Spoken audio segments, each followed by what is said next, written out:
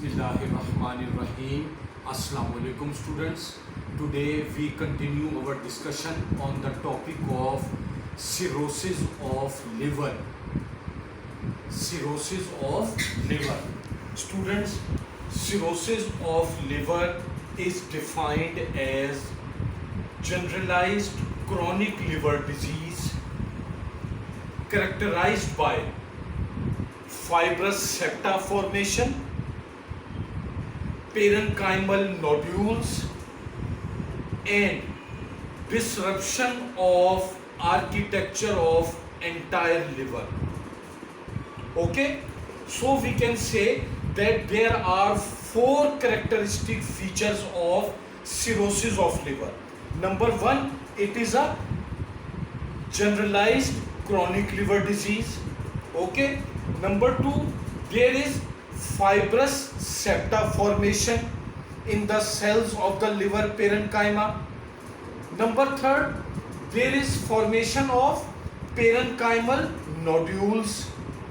And number fourth, the total architecture of liver is destroyed in cirrhosis of liver.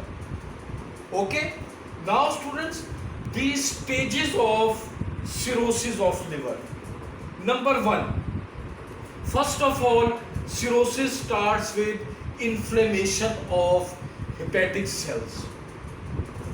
Students, as a result of this inflammation, the liver size is either enlarged or the whole liver becomes inflamed.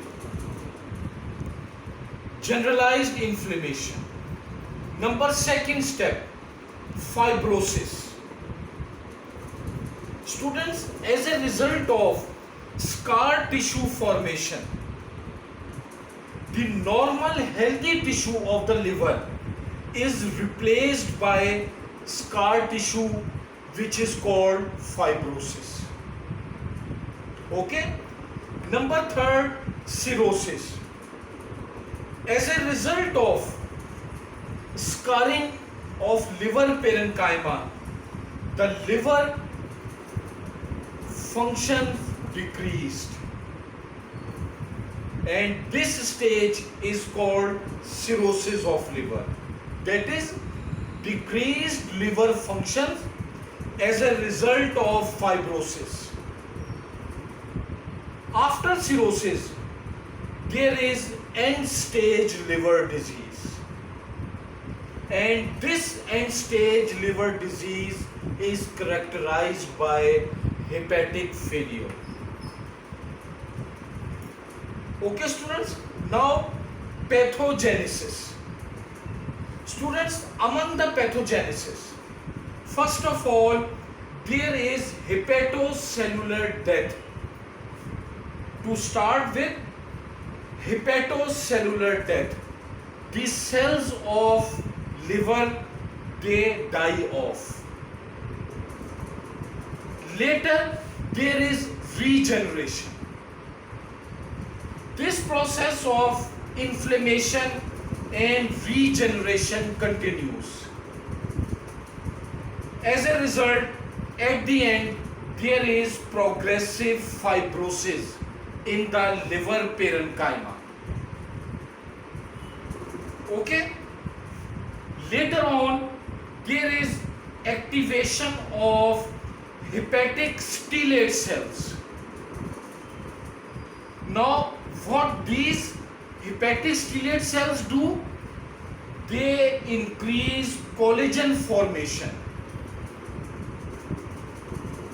and other components of extracellular matrix.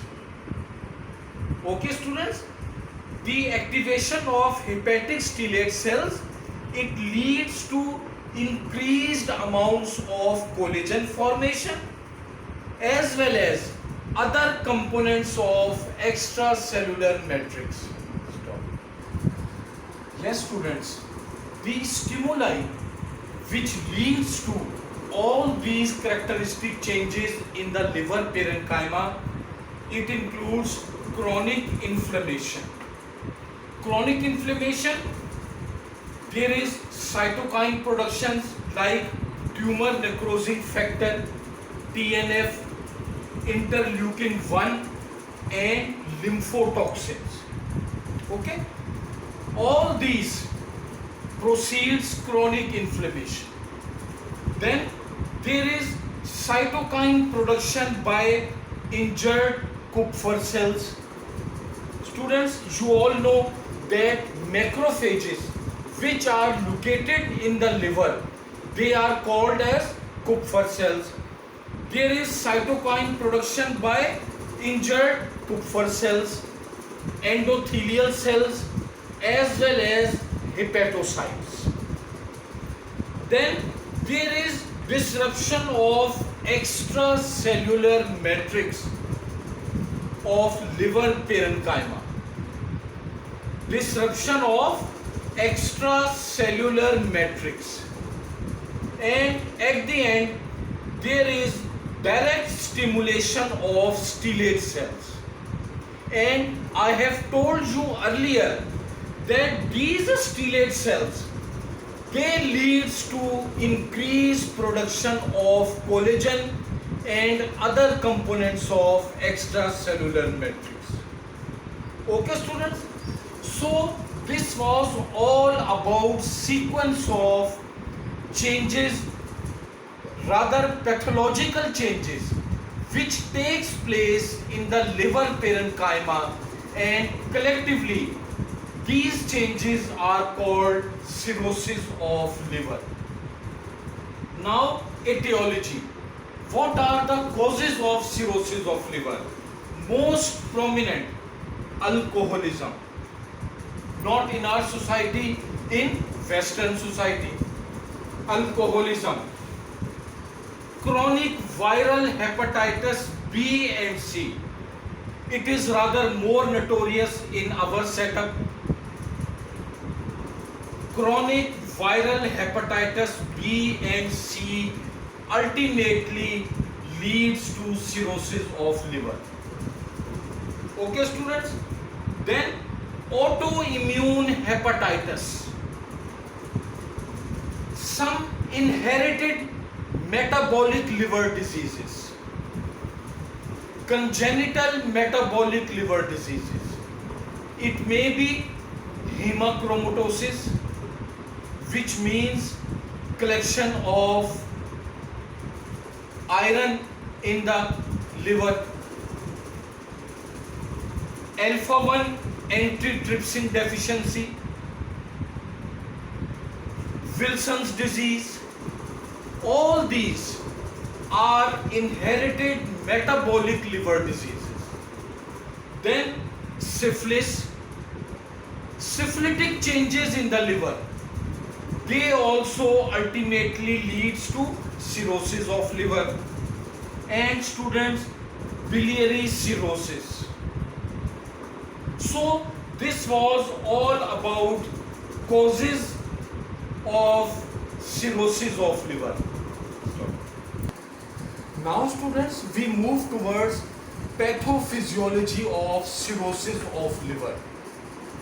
Students, the end result of all pathological changes in the liver is cirrhosis leads to slowing of blood flow through the liver. As a result, there is increased pressure in the vein, which brings blood to the liver from intestines and spleen.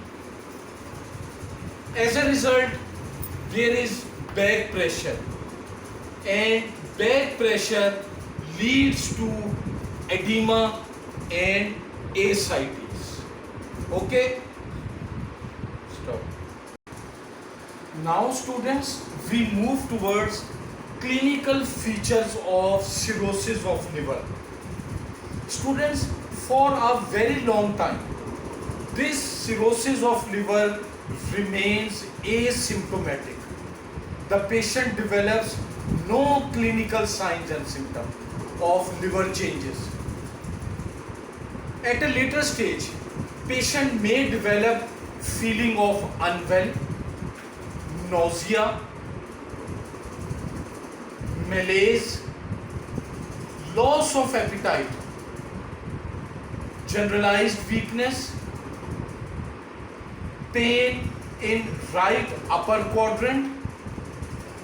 Okay, so these are non-specific features which may indicate liver changes. Now students, what are characteristic signs which are related with cirrhosis of liver?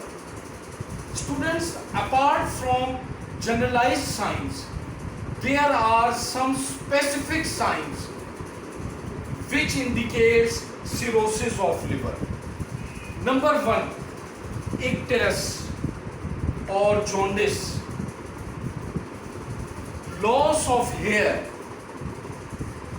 especially loss of axillary and pubic hair. Palmar erythema. Students, palmar erythema, it means redness of palms of both hands. Redness of palms of both hands. This is called palmar erythema. Then there is spider nevi. Spider nevi means spider shaped veins become prominent on the abdominal wall. Clubbing of fingers. Splenomegaly, enlarged spleen which becomes palpable. Generalized wasting of the muscles. Features of edema. Features of ascites.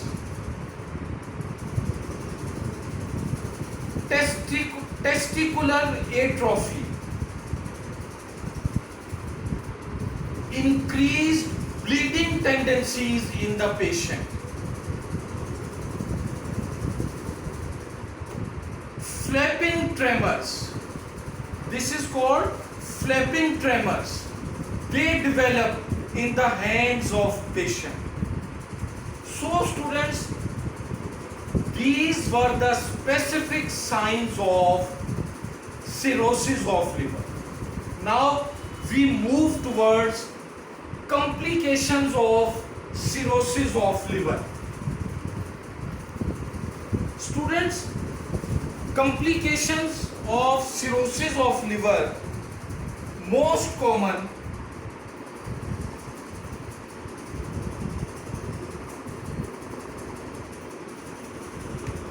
portal hypertension.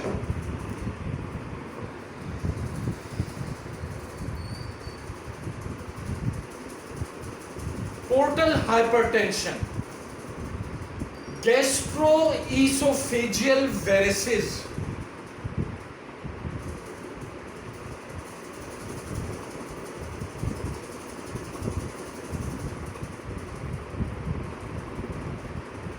students, gastroesophageal varices means bleeding from very small arteries in the stomach as well as lower part of esophagus. It is also called variceal bleeding. Okay, ascites, edema,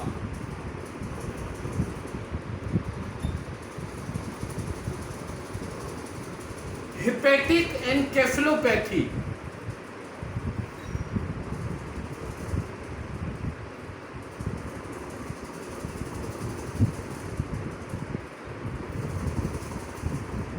CNS systems also involved in cirrhosis of liver. Hepatic encephalopathy, coagulopathy,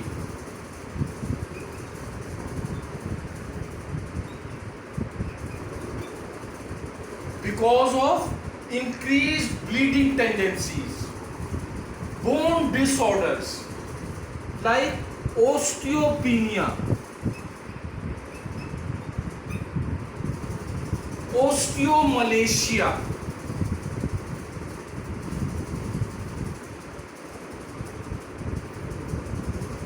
Okay, students, and hepatorenal syndrome.